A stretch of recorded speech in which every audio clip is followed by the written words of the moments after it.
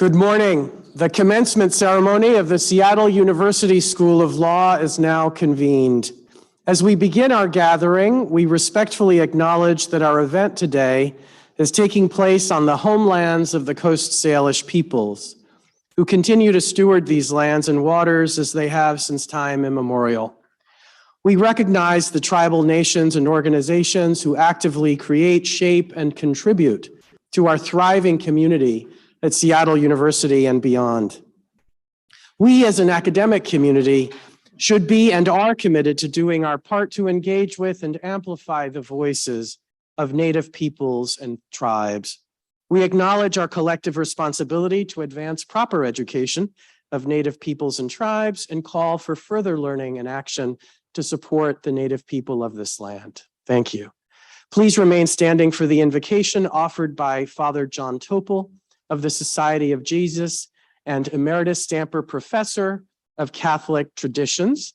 Thereafter, the President of Seattle University, Eduardo M. Peñalver, will provide a welcome and opening remarks. Father Topel.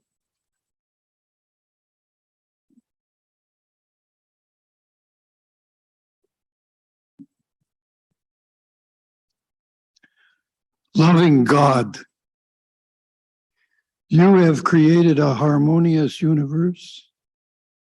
You hurl galaxies and keep the seas. You feed falcons and fuchsias.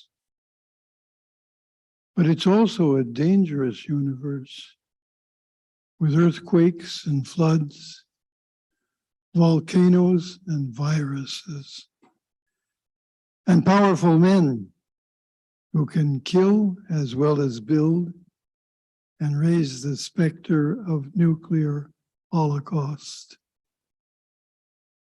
And so you've created us with minds and hearts that we may create in our law and politics a harmonious world, which we call justice. We thank you that this ceaseless search for justice animates faculty and administration of Seattle University School of Law. We thank you for these students who have persisted in long hours of study and have already begun to create justice in our world. Be with us now so that we may understand our degrees to be not access to privilege, but a vocation to serve. May this graduation ceremony fill us with awe at what we've accomplished and commitment to what we can become. And so together we say, amen, amen.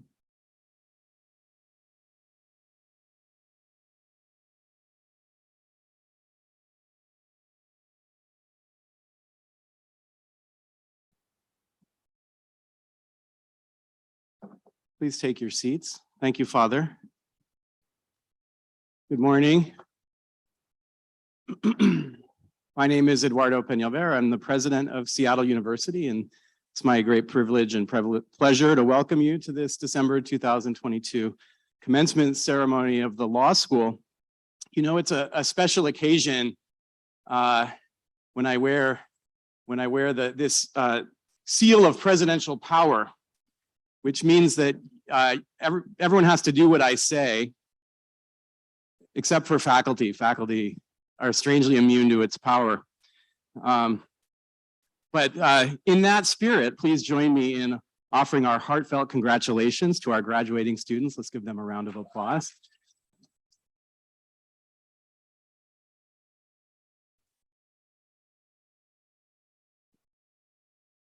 You see how it works. It works. I'd also like to take a moment to ask our graduates to join me in thanking and congratulating the parents, spouses, supporters, mentors, and friends who are here today, and without whom our graduates would not be who they are or where they are this morning. Let's give them a round of applause.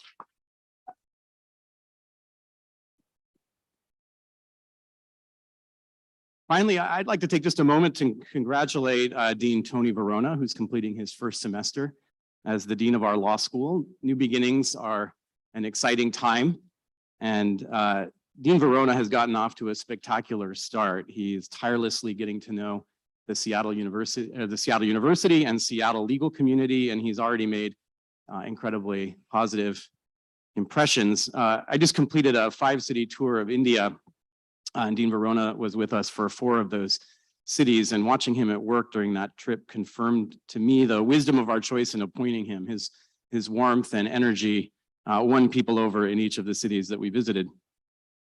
Presiding over this, his first law school commencement ceremony, is a fitting way to wrap up what's been a superbly successful first semester. Congratulations, Dean Varona.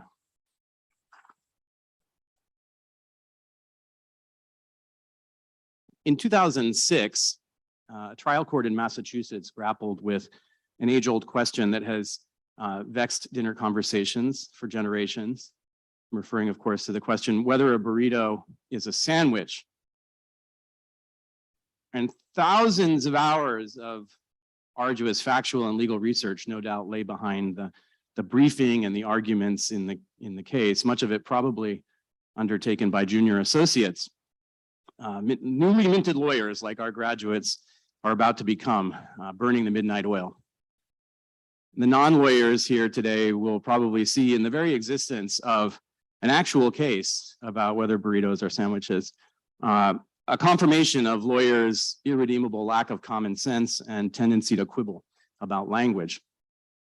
Some of our graduates are no doubt cringing as well, shuddering at the idea that they might soon be called upon to put their legal brilliance to work on the taxonomy of the burrito or its legal equivalent.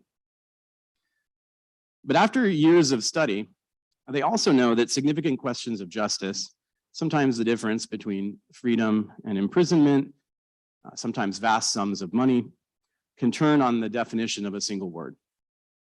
And they know that profound legal principles often come camouflaged in mundane factual packages. It's, of course, easy to poke fun at lawyers' fixation on linguistic precision. We'll never forget the question of what it is. But our profession's sometimes aggravating tendency to engage in verbal hair splitting reflects an important underlying moral commitment embedded within the efforts of that Massachusetts court to categorize the burrito is a recognition of the axiom of justice that like cases need to be treated as like, and that legal actions, to be legal, have to be backed by the appropriate kinds of reasons. And these commitments lie at the foundation of our rule of law. Of course, we can and do disagree about what equality means, about the characteristics of a situation that constitute meaningful differences. A very lawyerly argumentative move is to say that an opponent's position improperly depends on a distinction without a difference. Disagreements about which differences justify differential treatment, about what equality or equity requires, continue to be among our most controversial. And they're controversial precisely because they're consequential. They make a difference in people's lives. For much of our nation's history, our legal system accepted the formal unequal treatment of people of color, not because it rejected the principle of equal justice, but because it rejected the underlying equality of those groups of people. Whose equality does the law fail to recognize today? The list is a long and contentious one, but there's no question that the law continues to fall well short of justice for many, many of us. And yet the undeniable fact that our law has been unjust, that it continues to embed injustices, not a reason for rejecting the rule of law or the practice of law. The law is a tool. The law is a technology for achieving justice. And like any tool, its fit can be precise or blunt. It can be honed, or it can be allowed to erode. You don't need to spend too much time looking at societies that have turned their back on the rule of law to appreciate its value, even in all its imperfection, and especially for the least powerful among us. The degree that many of you are receiving today, the Juris Doctor, is usually translated as Doctor of Law. Interestingly, it might more accurately be translated from the Latin as Doctor of Justice. And I prefer the sound of that. I don't know why we have settled on Doctor of Law. As doctors of justice, we're called upon to keep our eye fixed on the true end goal, on justice, and not just on the technology for achieving it, the law. As doctors of justice, we occupy a place of profound privilege and responsibility within our legal system. We have at our disposal a great many tools for jamming a spoke in the wheel of injustice, to paraphrase the German theologian Dietrich Bonhoeffer. We have a duty to make use of those tools to bend the law towards justice. As the great jurist Thurgood Marshall understood so well, it's part of the genius of a legal system, especially a democratic legal system, that over time, through deliberation, dialogue, disagreement, and even protest, contradictions between law and justice can be exposed and eventually wrung out. The process is never a straight one, and it will never be fully complete. But at the heart of that process is always, eventually, the law and the work of lawyers. And once we take that step towards greater, more inclusive versions of justice, the rule of law helps to lock them into place for the benefit of future generations, on whom it falls to continue this never finished work of wringing injustice out of the law. Because of the essential role of law within this process of social progress, amidst debates over our most important, our most vexing social questions, we usually will find lawyers hard at work, and Seattle University lawyers, thankfully, among them.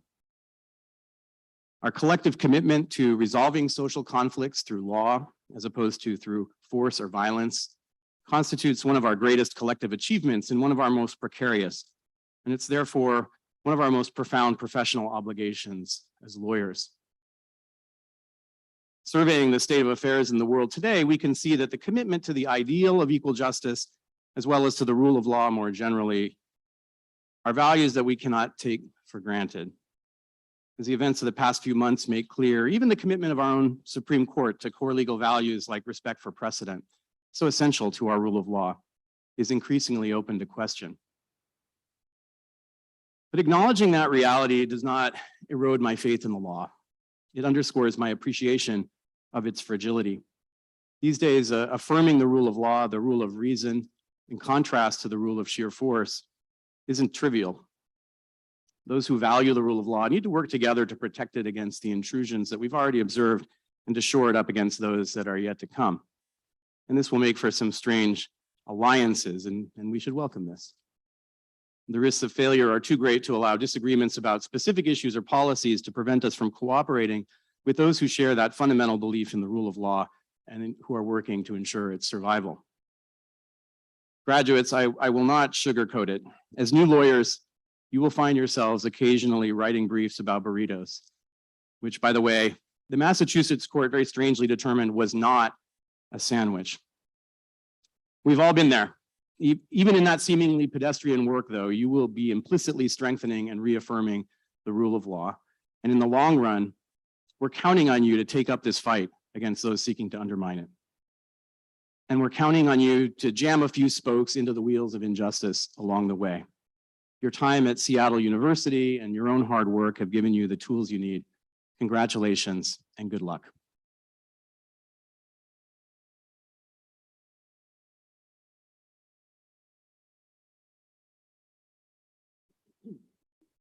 Thank you, President Peñalver, for your kind words and presence and wise address. All of a sudden, I have a hankering for Mexican food. Congratulations, graduates, and welcome to your commencement. Your professors and I are so proud of you and all that you have accomplished during your time at Seattle University School of Law. Today is a day to celebrate, to be thankful, and to look towards the future. As you depart our wonderful law school and deploy your new JD or MLS or LLM degree, I wanted to give you a few words of advice to take with you. We say that we practice law, meaning that we exercise our mastery of law in the performance of our lawyerly duties. The term practice connotes that we as lawyers will continue to grow and learn and perfect our craft until we retire from the profession. The word practice also serves today as a helpful mnemonic to organize and remember the advice that I hope to impart to you as part of my Dean's message to graduates. So practice, P-R-A-C-T-I-C-E. Let's start with the first letter, P, professionalism. Justice Sandra Day O'Connor insists that, quote, there must be a rediscovery of civility in our profession, unquote. She's right. Many other leaders in law have observed that we have lost too much of the professionalism and civility and collegiality that once defined the legal profession. The COVID disruptions combined with the coarsening of everyday culture caused by social media and other forces perhaps have contributed to this downward slide towards incivility in the practice of law.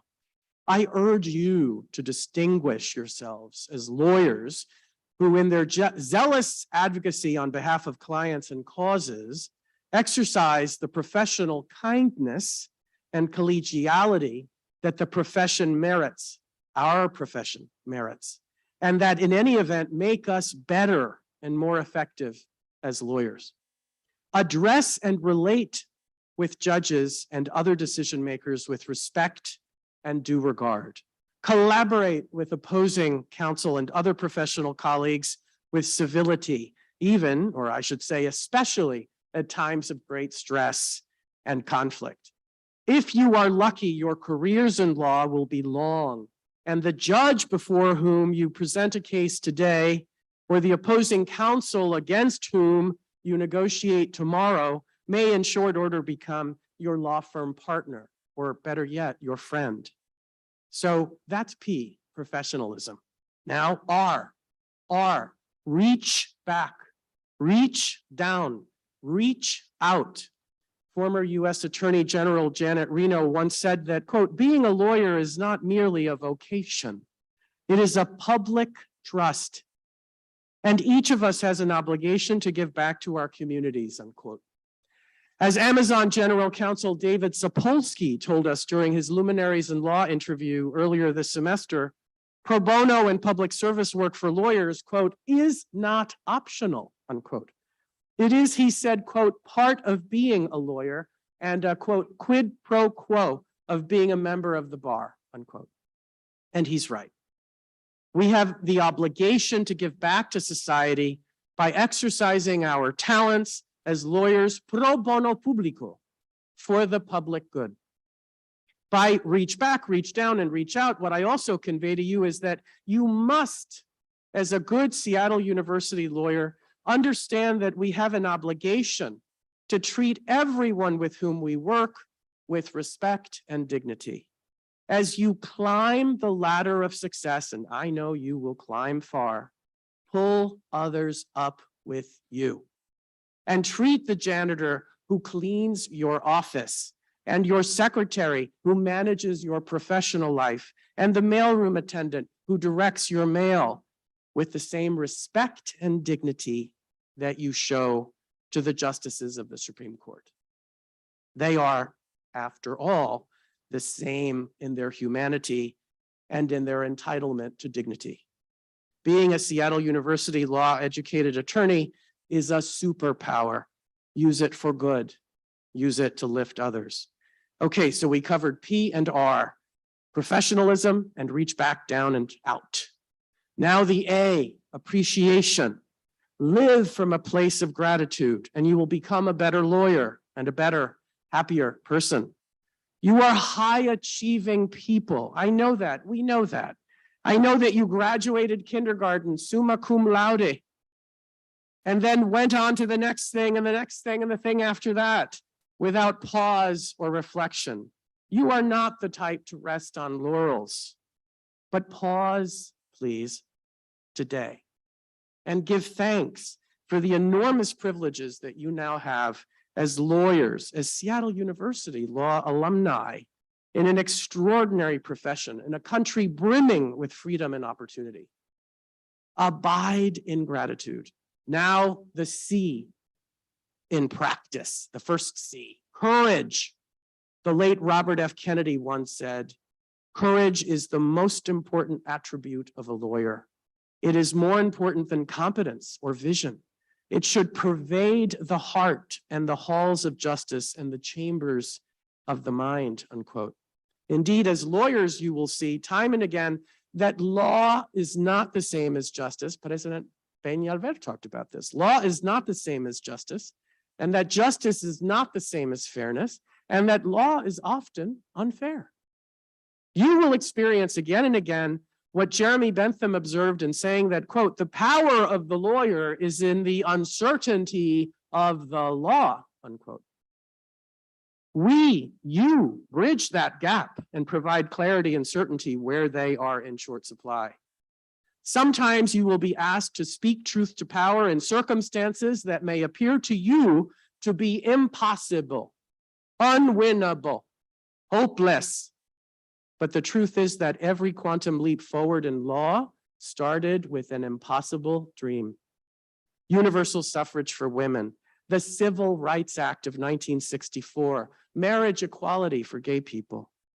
These and so many other advances took vision, took daring, took courage, and resulted in unfathomable progress.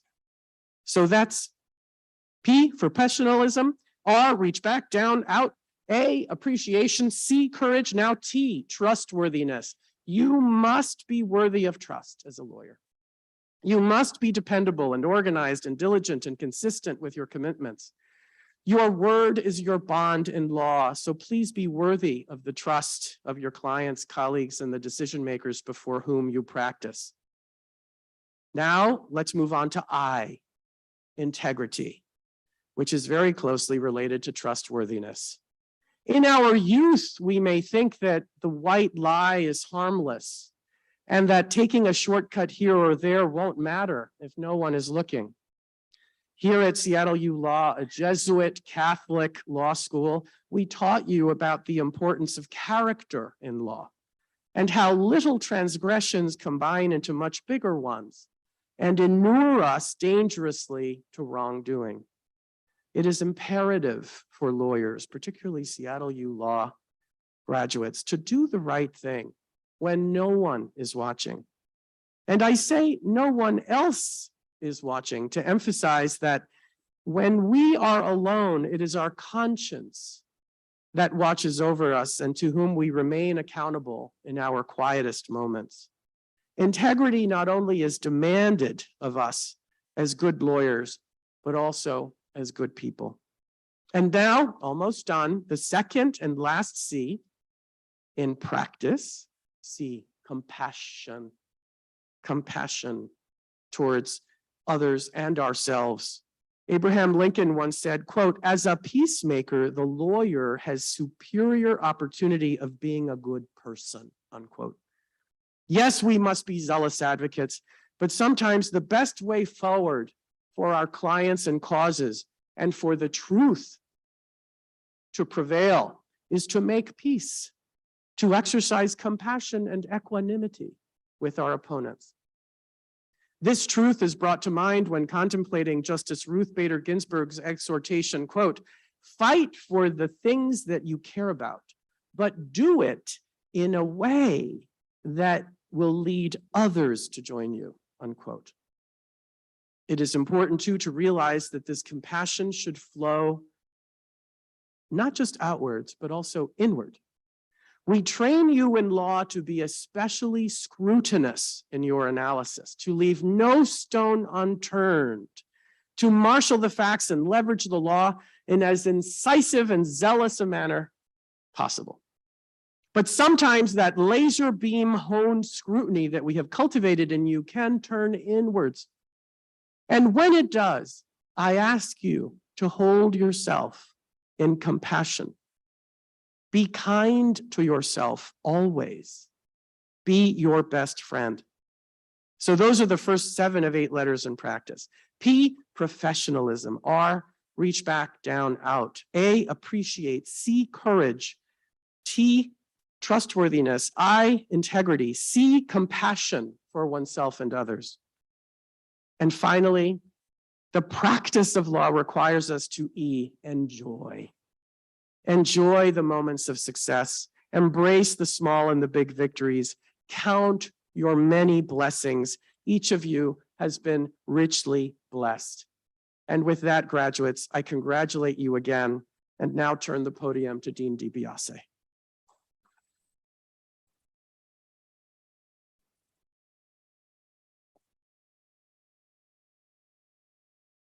Good morning, everyone.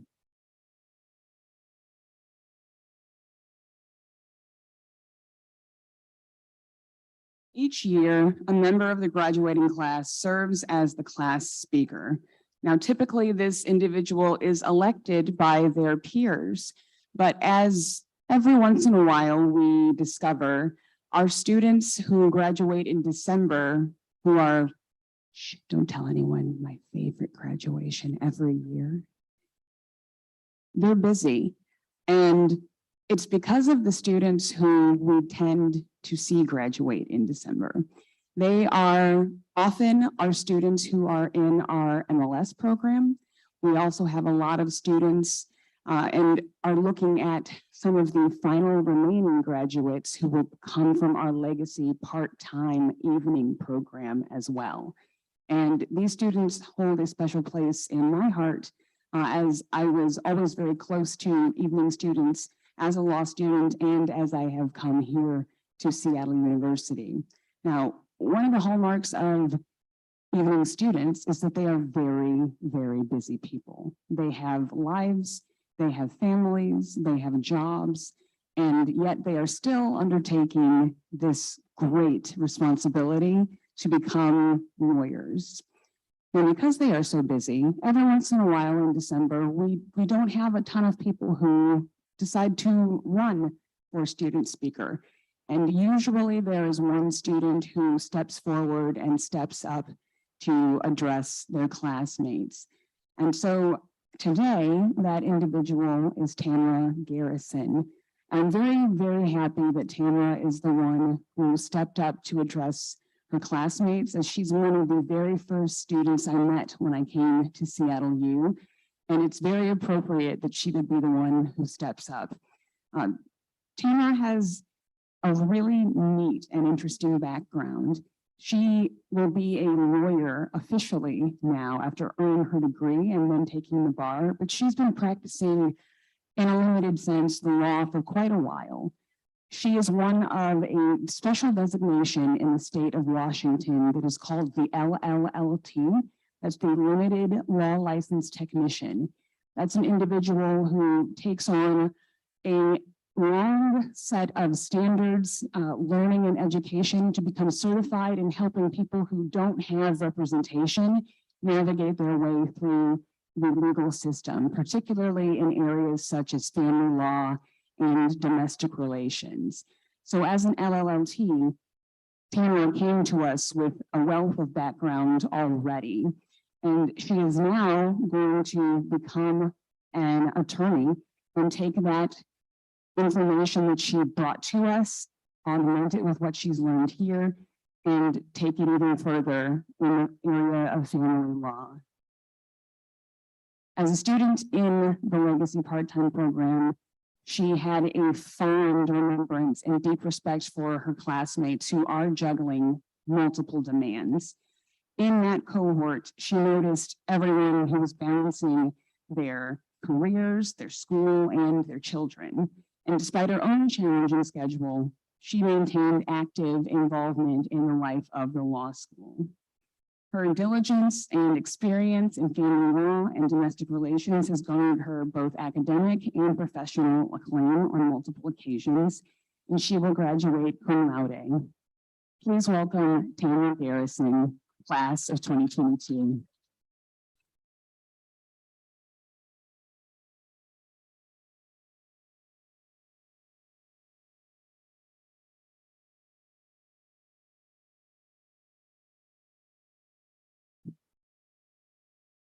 All right, that means you don't have a choice. You have to listen to me.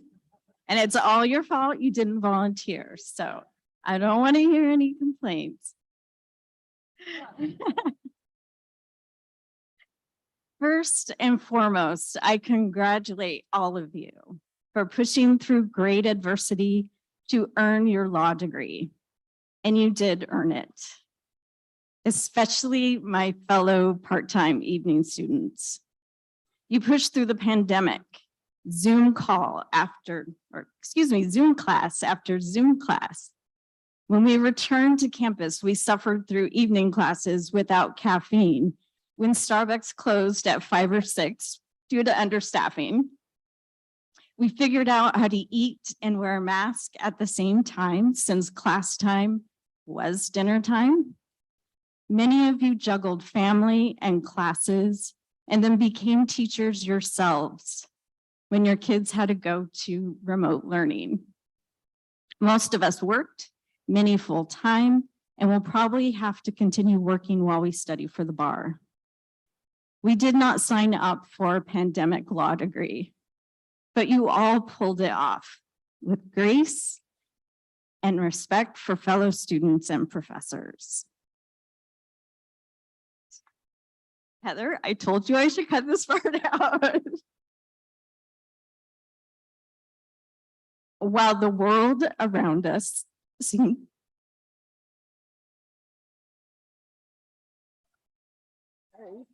this is worse than my wedding, I swear.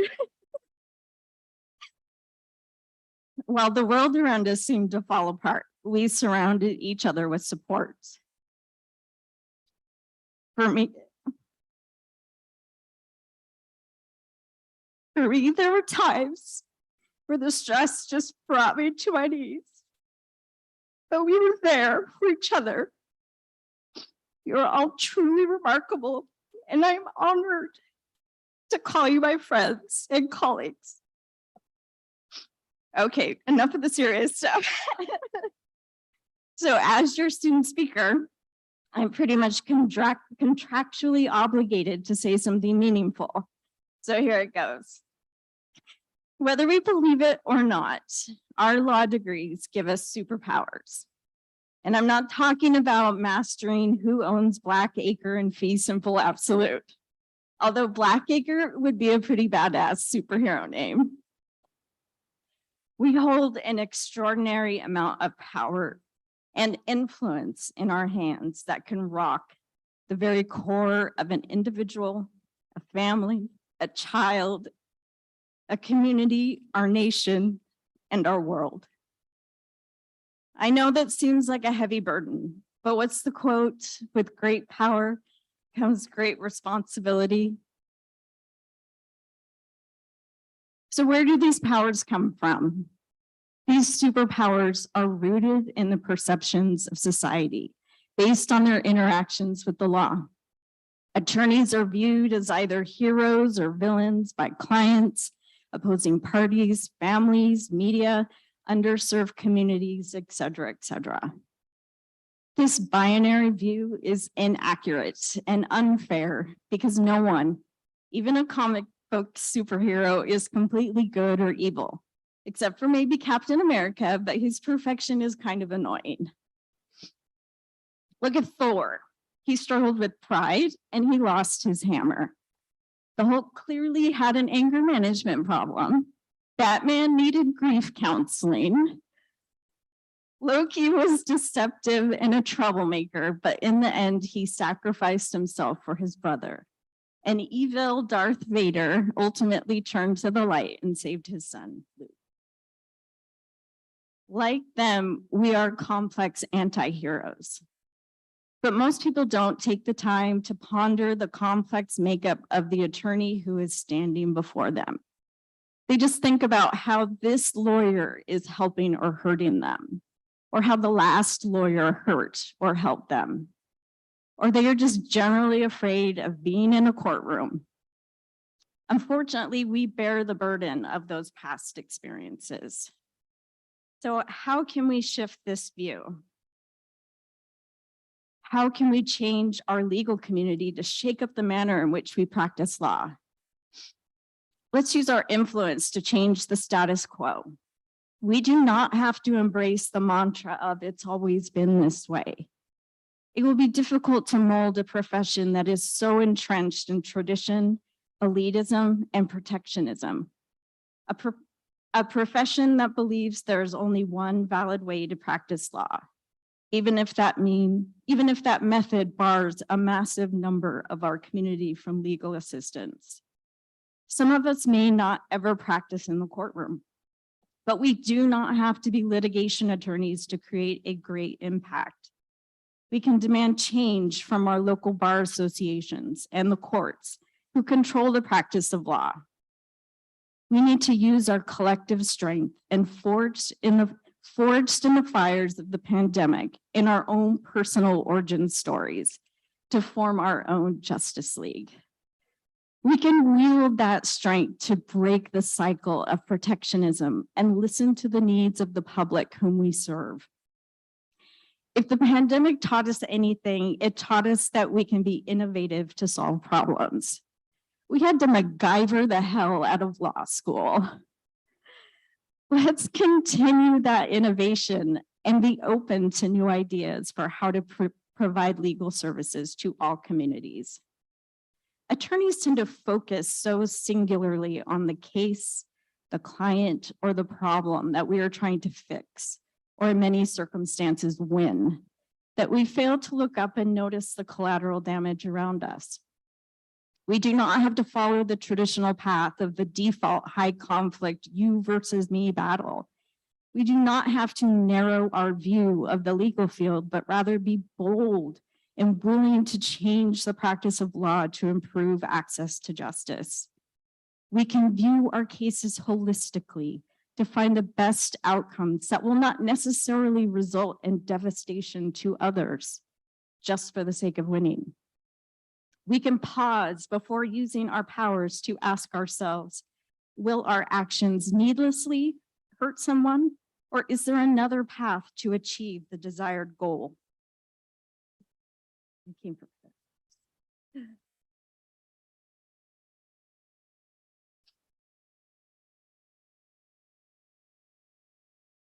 We can respect our paralegals and treat them as equals, because they will probably end up teaching us a thing or two about the law and keep us from missing deadlines. We as future attorneys need to remember that our power does not make us better than non-lawyers. Rather, they obligate us to serve rather than rule. Be legal heroes.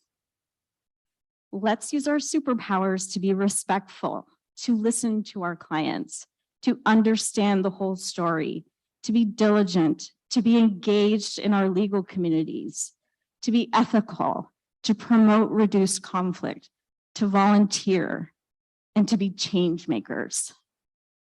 My mother, who was watching this live from Oregon, hello, Mom, has shown me that the greatest superpower of all is kindness. It is so easy to be judgmental and disregard the good in others. Can you imagine the changes we can make by just being kind to one another? I know you can do it because I have seen your immense capacity for kindness these past years. Many of you bailed me out when I hadn't done the reading and jumped in as co-counsel during class. I've seen you sit quietly and listen when a fellow student pours out their frustration and anxiety. You cheered each other on after each 3-hour final exam. You advocated for fellow students who are frequently marginalized and overlooked. Let us continue to infuse our lives with kindness for others as we practice law. Finally, per paragraph 6, subpart A of clause 2 of my student speaker contract, I leave you with this inspirational quote from quite literally the greatest transformational leader of them all, Optimus Prime. At the heart of every legend, there is truth. A few brave souls unite to save the world. We can be heroes in our own lives, every one of us, if we only have the courage to try. Now, I charge you to go be heroes. Avengers assemble. Autobots roll out. Jedis use the Force. I look forward to changing the world with you. Thank you.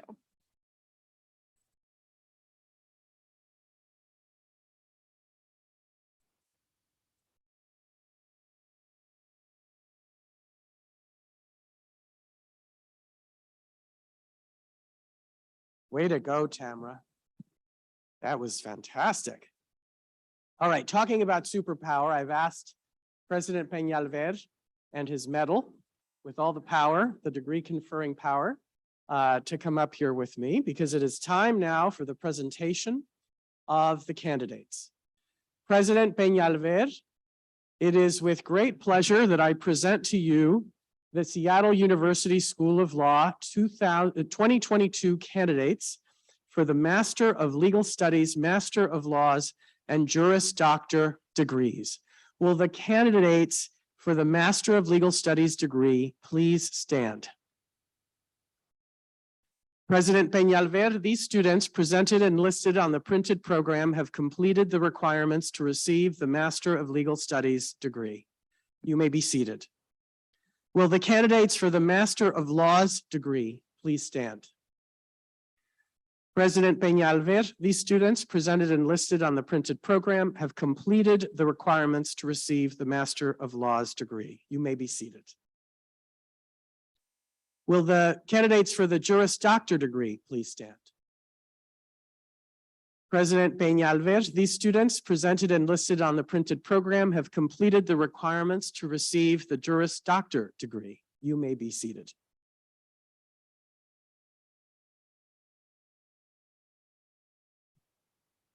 By virtue of the authority granted by the Charter of Seattle University and vested in me by the Board of Trustees and acting upon the recommendation of the Dean and faculty of the School of Law, I hereby confer upon the graduates of the class of 2022 who have successfully completed the program requirements for the degrees of Master of Legal Studies, Master of Laws, or Juris Doctor with all the rights and privileges pertaining thereunto.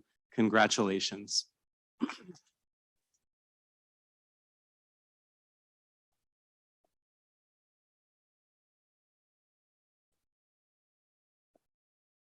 Associate Dean Kristen DeBiase will introduce the candidates individually.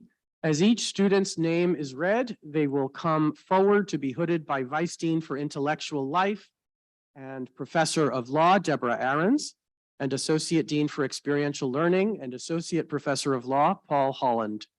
Usually at these events, you are asked to hold your applause until the end. However, in recognition of the considerable sacrifice of family and friends of law students and the fact that it's the Christmas season, please feel free to express your pleasure as the name of your graduate is read. So Dean DeBiase, please present the candidates.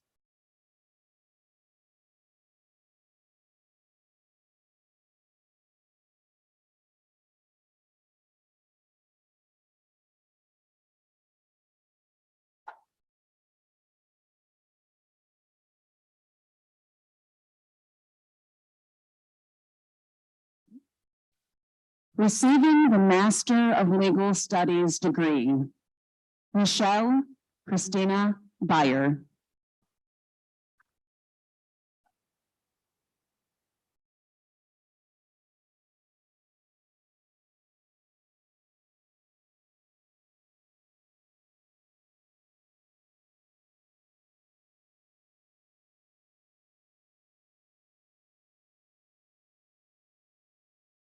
Tyree Culver.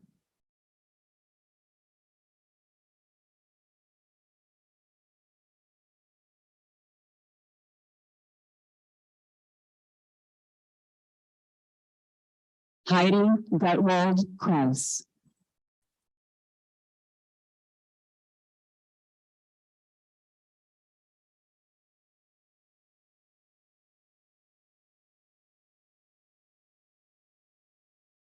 John Lewis.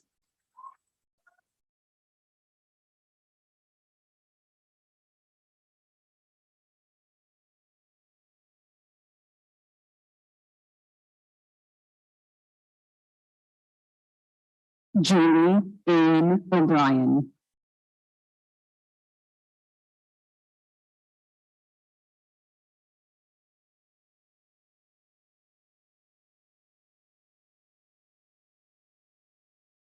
Marguerite Rukashaza.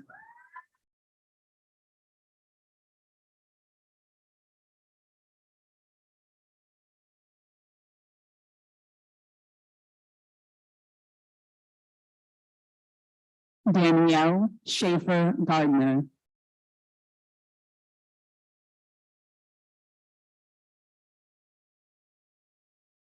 receiving the Master of Laws degree. Bhavya Sri Kandala.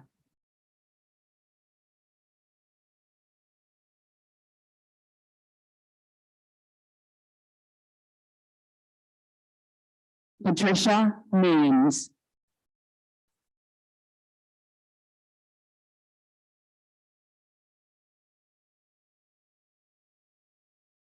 Receiving the Juris Doctor degree. Samantha Janine Davis.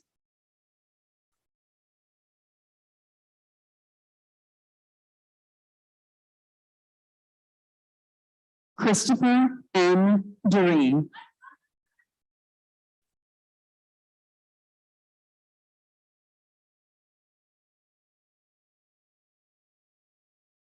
Artie Ryan Ermack.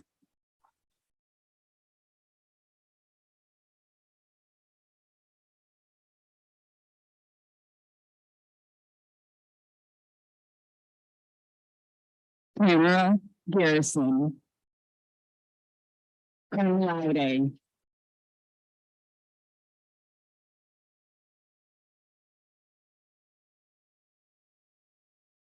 Ayana Michelle Hawk.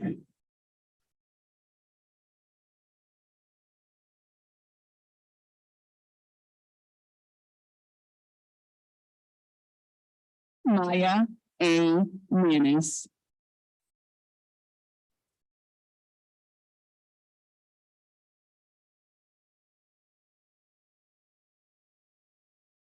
Ashley Elaine O'Connor McCready.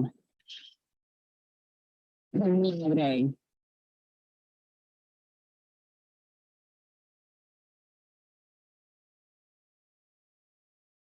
David Matthew Rund. Summa cum laude.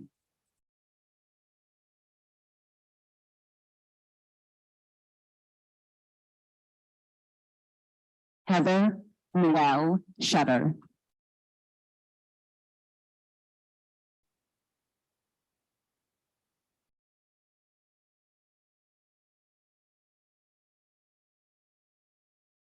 Sarkis Tamarian.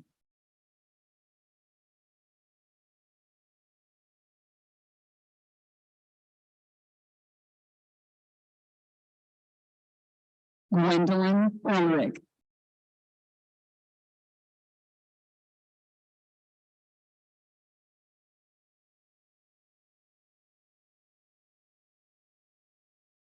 Queen Anne Darlene Boone.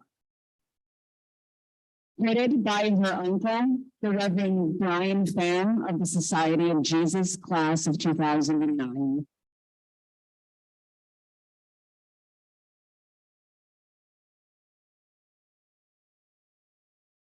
And that concludes our list of graduates. Congratulations, everyone.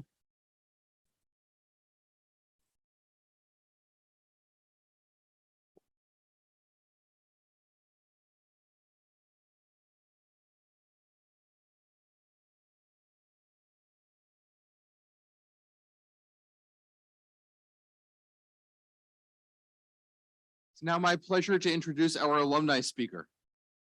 Brent Williams-Ruth is the sole proprietor of the law offices of Brent Williams-Ruth, a concierge estate planning, probate trust, and elder law firm located in Federal Way, Washington.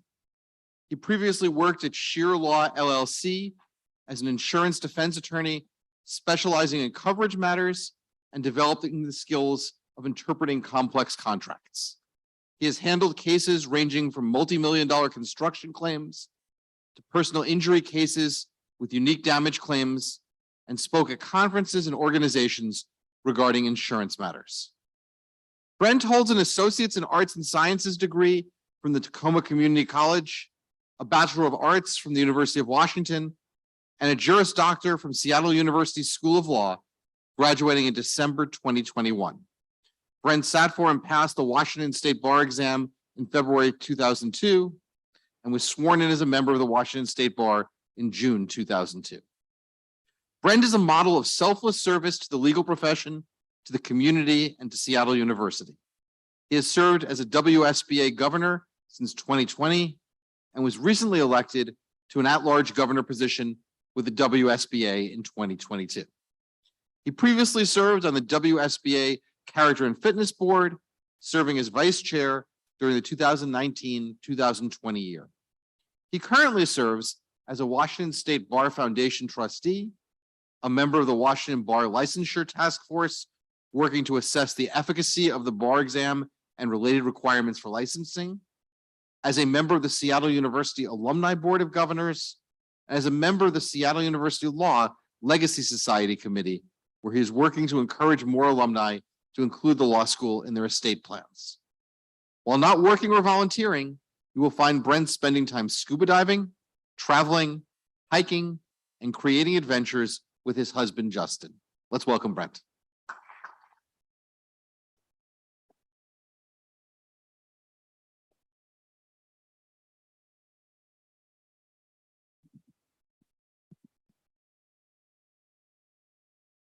I begin my remarks today with modified words that I hear every Sunday morning in church from Pastor Lisa.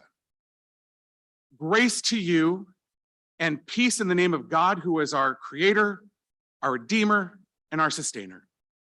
It is my joy to proclaim that whoever you love, you belong here. Whatever your gender identity or expression, you belong here. Whatever your race or ethnicity, you belong here.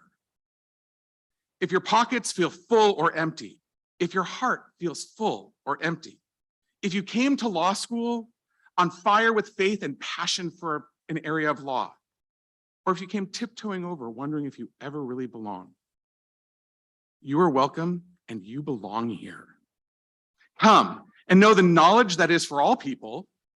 Come and know the passion that binds us together as a community and sends us out to show love and courage to an aching world. Come and let us be the profession together. I'm overjoyed and elated to be the first alumni to welcome you into the family that is known as the Seattle University School of Law. There are over 12,000 of us, and you will make us stronger. Standing here on this stage at this moment in my life is truly one of the greatest privileges I've ever had. I have so much that I want to say, but I've been given 5 to 7 minutes and that's it. So please listen closely, especially to the end, because I hope some of you will hear my own hard-lived experiences and bolster you as you join the legal community.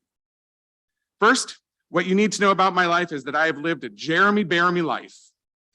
If you don't know the reference, it's from pop culture saying that my life has not been a single linear progression. As UW softball coach Leslie Gallimore recently reminded me of one of my favorite quotes from Theodore Roosevelt: "Comparison is the thief of joy." As you've heard from other speakers today, you are now colleagues, and except when they're opposing counsel, you should be opening up the Lawyer magazine, seeing what your colleagues have done, and use that as an opportunity to reconnect and say, congratulations on your 7th argument before the state Supreme Court. One of my classmates. That was the way I reconnected. So celebrate their joys, and they're going to be there to celebrate with you. Number 2, find connectivity. In a world driven by technology, seek those opportunities to create the connection. Like the sun that provides us with life, my network of people is constantly growing. In the past year alone, I have expanded my legal circle through, of all places, Twitter, including becoming friends with a woman in Georgia named Brandy Mai.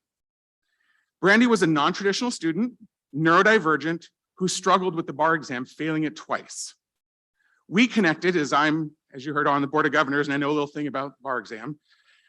And I helped her pave a path to get the accommodations she needed to take the exam. We've never met in real life, but I got emotional when I got her results and saw that she was finally successful in passing this past summer. Establishing a connection in today's world doesn't mean we have to have boozy brunches or take walks around Green Lake. Connection is limited only by your authenticity. Let me say it again. Connection is limited only by your authenticity. Be open, be caring, be receptive, and the connections can come.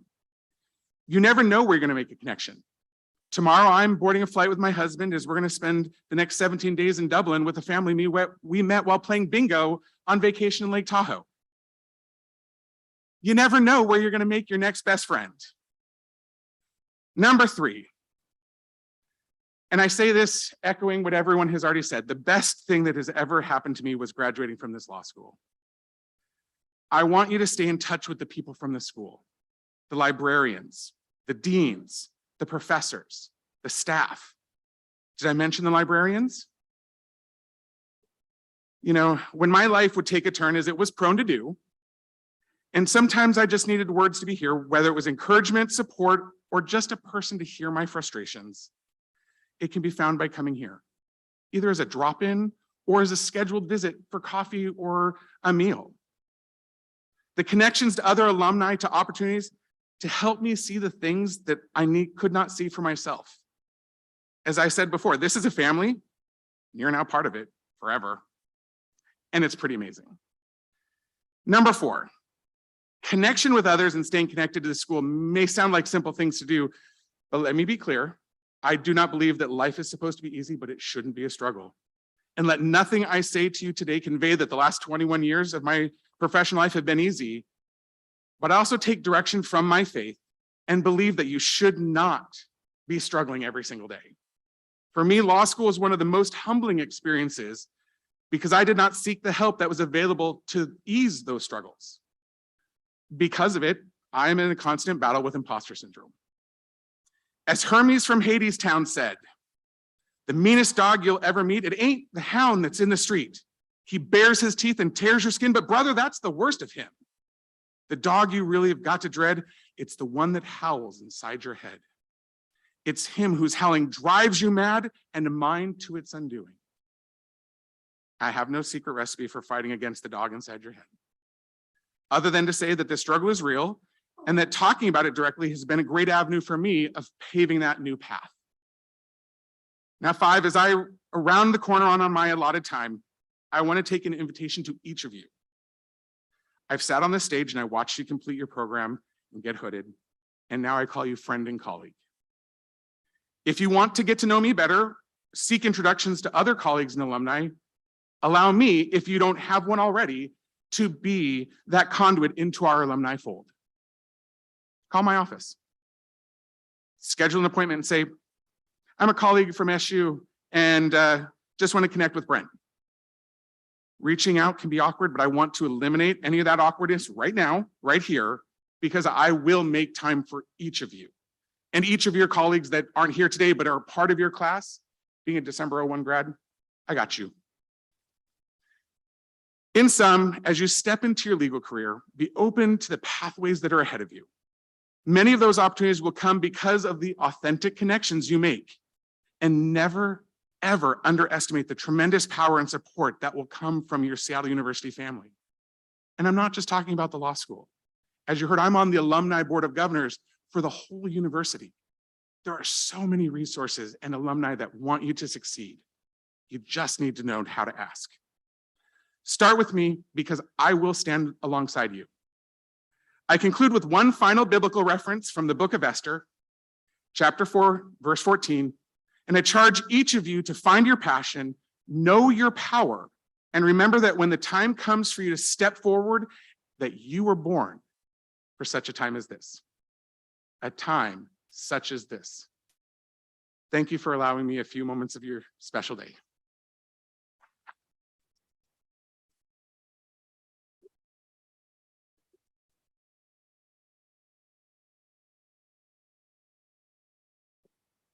That was very, very, very beautiful, Brent. Thank you so much. The benediction will be offered by Father John Topel. Please stand for the benediction, and following the benediction, please remain standing for the recessional.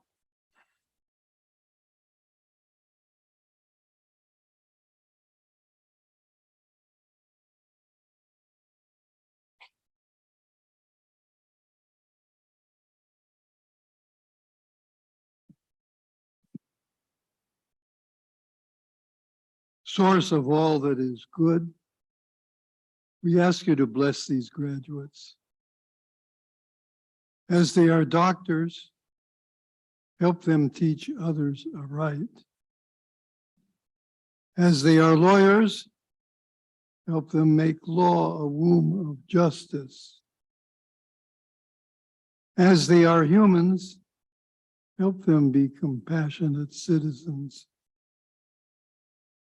Above all, make them lovers of the weak and oppressed, as well as of the powerful and elite.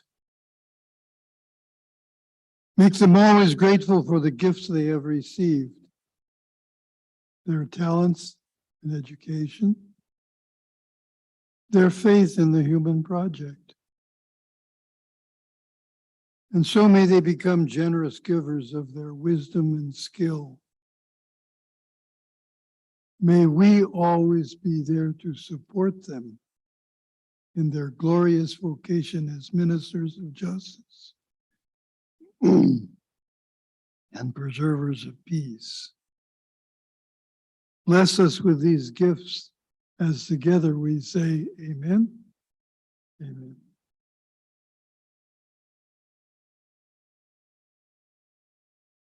Thank you, Father Topel.